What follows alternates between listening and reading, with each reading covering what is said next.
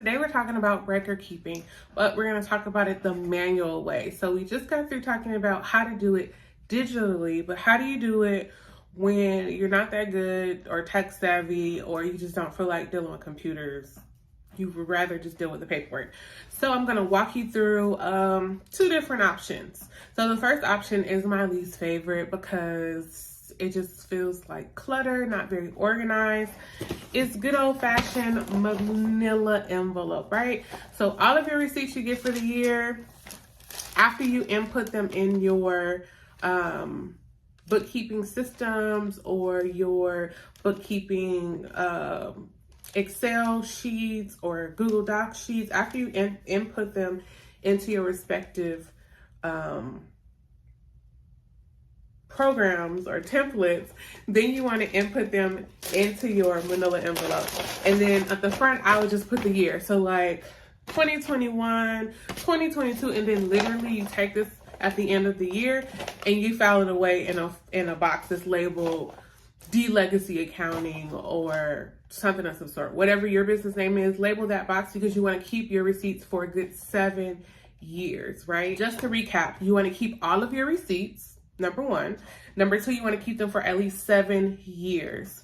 You don't want to rely on anybody else. So even if you have an accountant or a bookkeeper or a CPA and they're asking for documents for whatever they're doing, preparing your taxes or, balancing your books or helping you with financial planning, whatever they're helping you with, it does not replace the responsibility of the business owners for keeping their own receipts. Because when it comes time, or if it comes a time where you have to answer for those deductions or expenses, you have to be able to furnish the proof. If you cannot, they will disallow your business expenses. What does that mean? So that means those expenses that you took. So say for instance, you made $100,000 that year. We'll just say 2021. So let's just say you made $100,000 in 2021, right?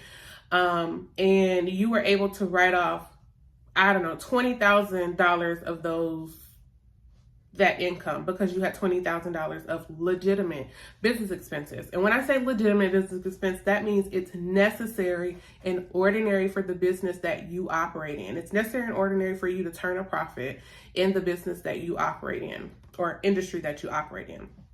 So say for instance, you do not have those receipts. So at the time when you filed your taxes, you said that basically $80,000 was only going to be taxed, not the full $100,000, right?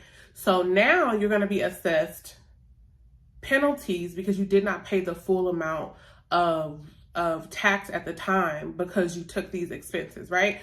So long story short, just save your receipts. Save your receipts, save your time, save yourself time, headache. Just save the receipts. Throw them in a manila envelope if you're just so distraught that you have to keep them and you're just like, I really don't want to have anything to do with them. Just throw them in a manila envelope, put the year on it, put it in a box labeled with your business name, right? So again, that's my least favorite way of doing it because I don't like going through things and taking a whole lot of time on stuff like this. So this is my least favorite way to do it. However, if I had to tell my clients to do that, I would tell them to do this other than do nothing, right? So the next way I would say is to use a sheet of paper. Stay with me. So I like the combination of scanning my receipts because the receipts fade, right? So I just like the combination of scanning my receipts and putting them here so I have the paper copy. So after I scan them with my handy dandy scanner, I'll put something down below, different options or an option for you. So after I scan them, I'm gonna put them on a piece of paper, right?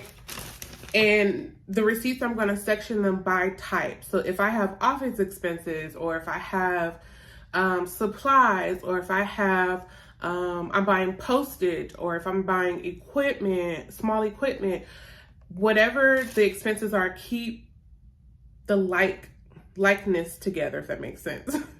So if you're buying paper, pen, dividers, filing folders, all of that is office expenses, right? So you just want to keep them all in the same area, right? So after you have gathered and sectioned off your receipts based on the type of expense it is, then you want to take your time and put them on these little papers, like white papers, like this.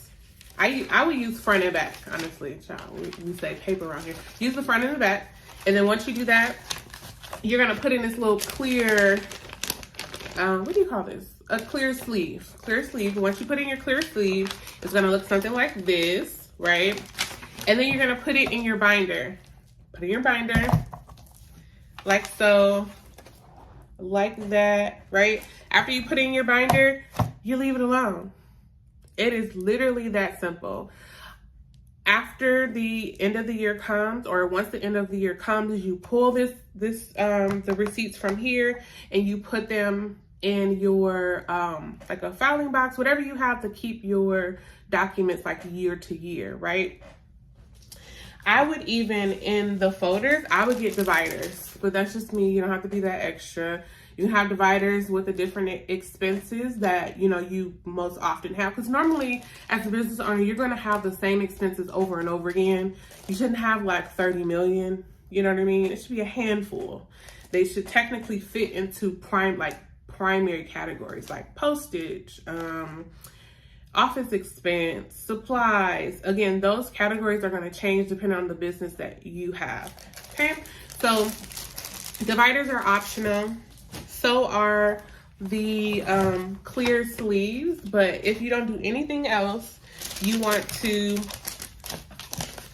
put your receipts on a piece of paper, hole punch them, I forgot to say that, hole punch them, and then put them in your binder, and then put your binder away. If it gets too full, you can pull them. I love the big rubber bands, rubber band them, and then put it in that box. Just in the box, put your business name, put it away in a corner somewhere, and then that's it. If you're ever audited or they're questioning something, you know exactly where to look to get the information. Okay? If you have any questions for me, if you have something that you want me to go in depth about, just let me know. I'll be more than happy to make a follow-up video or just answer any questions you may have. And it may not be pertaining exactly to what I'm talking about here, but if you have questions about why do we keep, you know, documents so long, or what does the IRS exactly say, we can even pull up the regs, okay, the guidelines, and we can go through that if that's what you want. But that is all I have for you today. As always, take care, and I'll see you later. Bye.